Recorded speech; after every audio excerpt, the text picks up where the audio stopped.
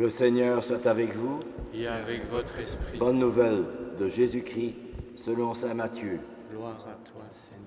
En ce temps-là, Jésus disait à ses disciples, « Si ton frère a commis un péché contre toi, va lui faire des reproches seul à seul. S'il t'écoute, tu as gagné ton frère. S'il ne t'écoute pas, prends en plus avec toi une ou deux personnes, afin que toute l'affaire soit réglée sur la parole de 2 ou 3 témoins. S'il refuse de les écouter de l'assemblée de l'Église, s'il refuse encore d'écouter l'Église, considère-le comme un païen et un publicain. Amen, je vous le dis, tout ce que vous aurez lié sur la terre sera lié dans le ciel. Tout ce que vous aurez délié sur la terre sera délié dans le ciel. Et pareillement, amen, je vous le dis, si deux d'entre vous sur la terre se mettent d'accord pour demander quoi que ce soit, ils l'obtiendront de mon Père qui est aux cieux. En effet, quand 2 ou 3 sont réunis en mon nom, je suis là au milieu d'eux. Acclamons la parole de Dieu. Louange à toi, Seigneur Jésus. Dans toute institution, que ce soit dans la famille, dans l'école, dans l'organisation sociale, économique, politique, il y a toujours des tensions, des différences d'opinion, d'idéologie, des différences aussi d'action. Et on veut dire « j'ai raison », l'autre se trompe. Et c'est sans doute vrai. Mais alors, notre Seigneur vient nous dire quelques points pour essayer de retrouver le sens du communautaire, le sens de la relation, le sens de l'autre, le sens des autres. Notre Seigneur vient nous dire qu'il s'agit d'être prudent, d'être attentif à l'autre, mais ne pas l'aimer comme moi je l'aime, avec ma façon d'agir, mes idées. J'ai raison, c'est l'autre qui est en tort. Non, même si j'ai raison et c'est l'autre en tort, je dois y aller avec respect, compréhension, mais surtout avec l'amour de notre Seigneur. Parce que notre Seigneur, comme dit, je crois que c'est saint Paul qui dit cela, mourir pour un homme de bien, c'est déjà beaucoup. Mais pour mourir pour un homme pécheur, c'est encore plus formidable. Mais c'est comme cela, dit saint Paul, que le Seigneur nous a aimés. Il nous a aimés pécheurs.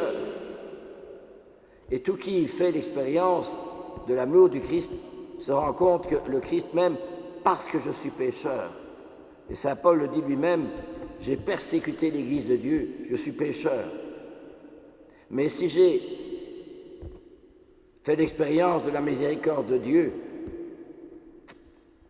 dans mes péchés, dans ma violence, quand je prenais femmes et enfants et hommes pour les mettre en prison, eh bien Dieu m'a pardonné, Dieu m'a donné sa miséricorde. Eh bien justement, Jésus veut nous montrer aussi que dans toute relation, en famille,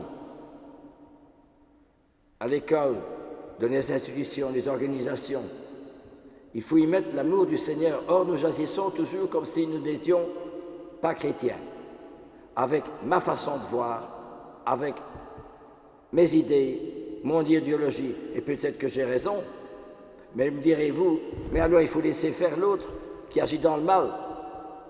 Non. Mais la première chose à faire, c'est de prier pour lui et surtout de me priver pour lui. Thérèse de Lisieux disait, c'est la prière et le sacrifice qui sont toute ma force. C'est la prière et le sacrifice qui me donnent l'audace, justement, de sauver des âmes. Et ce sont celles-là qui m'ont permis de mieux aider les autres. Et j'en ai bien fait souvent l'expérience.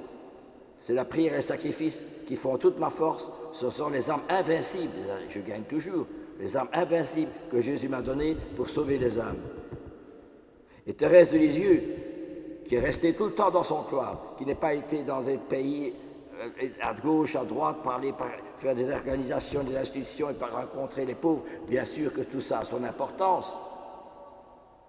Mais dans son cloître, dans sa solitude, dans sa cellule, Thérèse a bousculé les murs du Carmel pour étendre le royaume de paix, de justice, de bien, d'amour du Christ.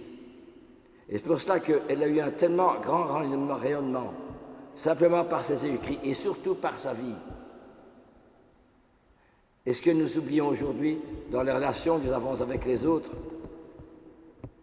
Est-ce que je prends les autres dans ma prière? Ceux que je rencontre à la messe, ceux qui vivent près de chez moi, ceux de ma famille, même s'ils sont loin, même s'ils ne pratiquent plus, j'ai charge d'âme. Et dans cette relation avec notre Seigneur, je ne dois pas le laisser seul sur la croix. Souvenez-vous, Thérèse de Lisieux a découvert sa vocation missionnaire quand elle a vu le Christ sur la croix et son sang tomber inutilement à terre.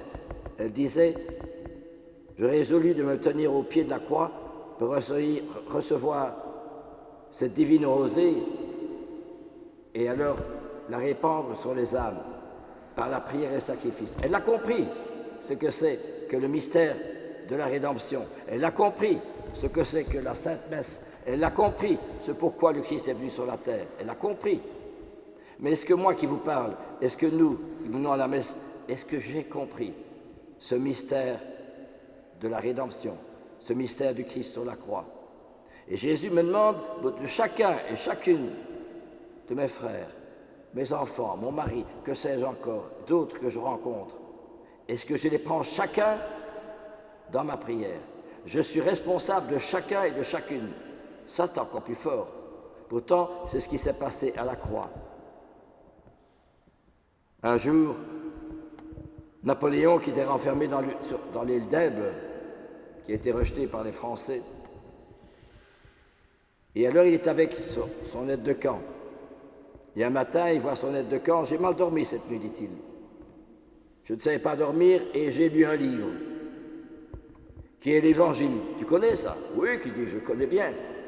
Bien, je l'ai lu, dit-il. J'ai lu l'Évangile, dit Napoléon. Mais j'ai quand même été frappé de voir que cet homme-là qui se disait le roi, il n'avait pas d'armes, il n'avait pas des soldats autour de lui, il n'avait pas des tas de gens qui étaient pour son idéologie. Il est mort tout seul, comme un pauvre vraiment rejeté par son peuple. Et je me demande, tiens, comment est-ce possible que lui, il a encore un grand rayonnement aujourd'hui?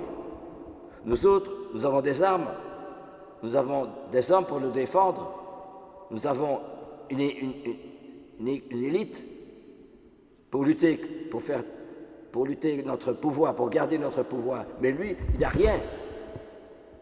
Mais comment est-ce possible que lui qui n'a rien, il a eu un pouvoir magnifique, il a eu un grand rayonnement? Napoléon ne comprenait pas. Mais c'est à nous-mêmes qu'il est posé cette question. Est-ce que moi qui vous parle, et nous qui sommes à l'Église, est-ce que j'ai compris pourquoi le Christ a eu un tel rayonnement? Nous communions à la messe, et c'est très bien, et nous prions pour nos intentions, ce qui est très bien. Mais est-ce que je connais l'intention de notre Seigneur? C'est pourquoi il a donné sa vie, et c'est pourquoi il me donne son corps et son sang pour communier. Est-ce que je comprends qu'à l'autel, le sacrifice du Christ, l'amour du Christ, qu'il a donné sa vie, est-ce que cela me touche? Quel impact cela a dans ma vie quotidienne? Avec ceux que je rencontre, ceux qui sont dans mon building, ceux qui sont dans mon quartier, ceux qui sont dans les grandes surfaces que je rencontre, ou à la banque, ou que sais-je encore, tous ceux que je rencontre même dans le bus. Eh bien, ou bien, quand je suis en voiture et que je m'énerve parce qu'il y a une grande file de voitures pendant 1 heure, est-ce que je prie pour ceux-là qui sont avant moi et derrière moi? C'est important quand même. Voyez-vous, donc, il y a une ouverture sur l'universel. Il y a une ouverture sur ce qui est plus grand, une ouverture vers ce qu'il y a de plus formidable. Au lieu de me renfermer dans mon égoïsme, dans mon orgueil, dans ma stature, de dire j'ai raison. Voyez-vous, c'est cela que notre Seigneur veut essayer de nous faire comprendre. C'est magnifique quand on pense bien, quand on réfléchit bien, que cela est le ciment de nos familles, le ciment de nos relations, le ciment de nos organisations. Et justement, c'est cela qui est, et c'est pour cela que notre Seigneur vient dire, si deux d'entre vous sur la terre se mettent d'accord pour demander quoi que ce soit, ils l'obtiendront de mon Père qui est aux cieux. Et il termine, quand 2 ou 3 sont réunis en mon nom, je suis là au milieu d'eux. Ça aussi, c'est formidable. Et alors, dans la première lecture, si tu vas avertir l'autre qui est dans le péché, essaye d'abord de prier pour lui, de me sacrifier pour lui. La meilleure façon d'aimer l'autre, c'est pas seulement le lui dire, lui expliquer par ABC, par un raisonnement. Tu as tort, non. C'est prier et me sacrifier pour lui.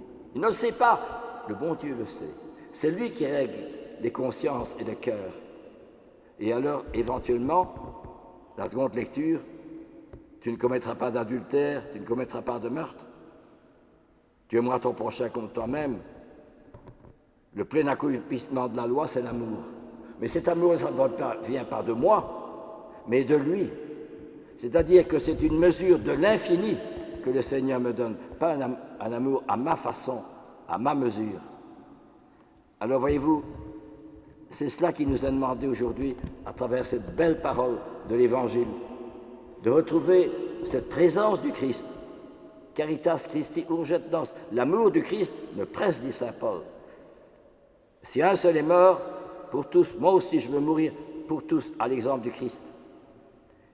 Et tous les saints et tous les martyrs, vous savez qu'il y a encore eu des martyrs récemment dans un pays, je ne saurais plus dire lequel, on accusait les chrétiens d'avoir fait du mal à la Bible, au Coran, d'avoir manifesté la colère ou le mal sur le Coran. Et alors des chrétiens ont été persécutés, on a dévalisé leur église, on a mis le feu à leur maison récemment. Et alors, on a des gens qui ont brûlé vifs. Voyez-vous, donc il y a encore beaucoup de chrétiens aujourd'hui qui meurent martyrs. Et moi, on ne me demande pas de mourir martyr, mais on me demande d'avoir cet amour-là, de ces chrétiens-là, dans des situations indescriptibles, de violence, de mal, de méchanceté. Le démon est agissant. Hein? Alors il nous faut justement, frères et sœurs, prendre la mesure du Christ. Celui qui veut être le premier, qu'il se fasse le dernier, serviteur de tous. Voilà la parole de Jésus qui, de ce jour.